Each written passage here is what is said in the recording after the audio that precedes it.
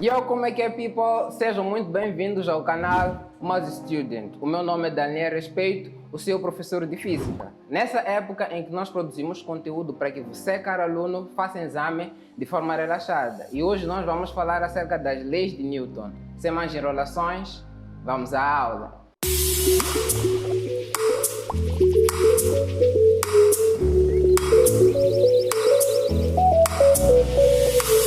Bom, conforme dito, hoje nós vamos falar acerca das leis de Newton. As leis de Newton, elas que são a base da mecânica clássica. Elas nos permitem interpretar e identificar as causas dos movimentos dos corpos. É através das leis de Newton que nós também conseguimos explicar fenômenos tais como o porquê de, por exemplo, quando nós estamos parados dentro de um autocarro e este trava bruscamente, o nosso corpo tem a tendência de ser jogado para frente, ou o caso contrário, em que este acelera bruscamente, o nosso corpo tem a tendência de ser jogado para trás. Então, fenômenos como esses são explicados através da primeira lei de Newton, que é a lei da inércia, que vai nos dizer que todo o corpo tende a permanecer em repouso ou em movimento retilíneo uniforme se nenhuma força age sobre ele. Bom, esta lei ela é referente a um corpo em equilíbrio. Um corpo em equilíbrio, estou a falar de um corpo em que está em repouso, ou seja, um corpo em que as forças que agem sobre ele são nulas. Pode também se dar o caso em que o corpo ele se mova com velocidade constante. Para nós alterarmos a velocidade desse corpo, é necessário que nós apliquemos uma força sobre ele. E de seguida, nós temos aqui a segunda lei de Newton, ou princípio fundamental da dinâmica, que vai nos dizer que a resultante das forças aplicadas a uma partícula é igual ao produto da massa pela aceleração adquirida. E a sua fórmula é Fr igual a m vezes A, onde Fr representa a força resultante sobre o corpo, que é dada em newtons. M representa a massa do corpo, que é dada em quilogramas, e de seguida temos a aceleração, que é dada em metros por segundo ao quadrado. Bom, a massa ela é na verdade referente à inércia de um corpo. Quando eu falo de inércia, estou a falar da tendência que o corpo tem de permanecer em repouso ou em movimento retilíneo uniforme. Neste caso, estou a tentar dizer que o quê? Que massa e inércia elas têm uma relação de proporcionalidade. Em outras palavras, quanto maior for a massa de um corpo, mais difícil vai ser fazer com que esse corpo se mova. A relação inversa também serve. Ok, então, depois temos de seguida Fr, que representa a força resultante. A força resultante, ela é única. Em outras palavras, estou a dizer que sobre o mesmo corpo podem estar a agir diversas forças, em diversas direções. Mas nós vamos considerar que a que é responsável por causar o movimento no corpo, ela é apenas uma, que é a nossa força resultante. E devido à aplicação desta força, nós temos como consequência uma aceleração. E a aceleração, lembrando que a aceleração é igual à variação da velocidade pela variação do tempo.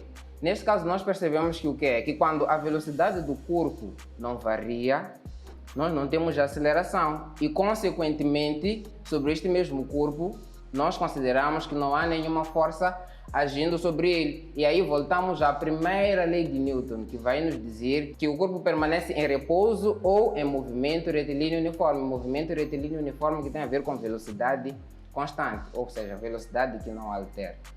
Ok, então nós vejamos aqui a seguir algumas representações, algumas denominações das forças. Então, a nossa primeira força ela é a força de tração, comumente chamada também de força de tensão. Essa força surge atuando num objeto por meio de uma corda, um fio, um cabo. Então, a força de tensão ou tração, ela age sobre um fio.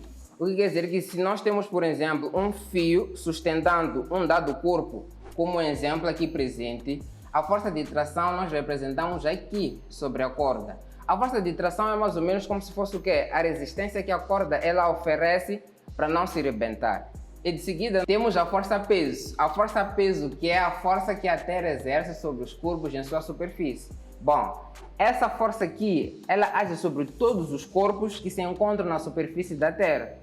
Neste caso, sobre mim, sobre ti, sobre os carros, aviões, etc, etc. Então, todo o corpo que se encontra na Terra, ele vai sofrer a ação da força peso, que é uma força sempre de natureza atrativa.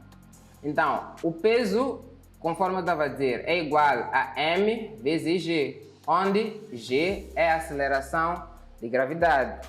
E a aceleração de gravidade ela é uma constante, que vale 10 metros por segundo ao quadrado. Bom, dizer também que o peso ele é sempre representado para baixo, assim. Assim. Acho que vai ficar claro. Ok, e de seguida nós temos a força normal, que é a força que a superfície de sustentação exerce sobre um objeto em reação ao peso que o objeto exerce sobre a superfície. A força normal ela é uma força de sustentação que a superfície faz para resistir ao peso do objeto. Para que haja uma força normal sobre um corpo, é importante que este esteja em contato com uma dada superfície. E a força normal ela é sempre representada perpendicularmente à superfície. Vamos ver melhor a sua representação, mas antes vamos falar um pouco da força de atrito. A força de atrito é a força contrária à tendência de movimento de um corpo e que atua paralelamente à superfície. A força de atrito ela é uma força de resistência, é uma força que se opõe ao movimento do corpo. Isso é, se eu tento deslocar, por exemplo, o meu corpo para a direita, a força de atrito ela vai agir para a esquerda. Então, ela pode ser calculada como sendo μ vezes n, onde μ representa o coeficiente de atrito. Dizer que o coeficiente de atrito ele não é um valor constante, varia de superfície para superfície. E n representa a força normal. Bom, aqui na figura fica mais claro como é que é representada cada uma dessas forças. Nós conseguimos ver que, conforme eu disse, a normal ela é sempre representada perpendicularmente à superfície. A superfície neste caso é esta, e a normal ela é sempre representada assim, em linha reta, como se estivesse parada em relação a essa superfície. E de seguida nós temos a força de atrito. Conforme eu disse, ela é contrária à tendência de movimento do corpo. Isso é, se eu tento deslocar este corpo neste sentido para aqui, ou seja, deslocando da esquerda para a direita, a força de atrito vai ser representada para a esquerda. Ou o caso contrário, em que eu, por exemplo, tente deslocar este objeto para a esquerda, a força de atrito vai estar para a direita, ou seja, sempre contrária ao movimento. Então, a força de atrito ela pode ser estática ou dinâmica, que é uma coisa que vamos tratar mais adiante. E, de seguida, nós temos a terceira lei de Newton, ou lei da ação-reação, que vai nos dizer que para toda a força de ação existe uma reação com a mesma intensidade, mesma direção e sentidos contrários. É importante dizer que a força de ação e reação nunca se anulam, pois não atuam sobre o mesmo corpo para somarmos. Então, uma representação simples seria essa: a força de ação igual a menos a força de reação. Esse menos aqui está aqui para nos dizer que o quê? Que o sentido desta força de reação é o contrário ao da ação. Conforme eu estava a dizer, a força de ação e reação elas agem em sentidos contrários. Um exemplo claro disso seria, por exemplo, a minha mão, ao exercer uma força, por exemplo, de 10 newtons sobre essa mesa, a mesa também exerce uma força de 10 newtons, mas agora sobre a minha mão. Então, a minha mão faz uma força sobre a mesa e a mesa faz uma força sobre a minha mão. A esse par de força nós chamamos ação-reação. Bom, chegamos ao final da nossa aula. Espero que você tenha compreendido. Qualquer dúvida, deixa ficar aí nos comentários. Nas próximas aulas nós teremos aulas de resolução de exercícios, de modo a prepará-lo melhor para fazer os exames. Pedimos para que você deixe o seu like, se subscreva no nosso canal e possa compartilhar o nosso vídeo com mais pessoas. Dizer que nós já temos grupos ativos no WhatsApp e caso queira se inscrever é só deixar o seu contato ou clicar o link abaixo. Muito obrigado por tudo e tchau!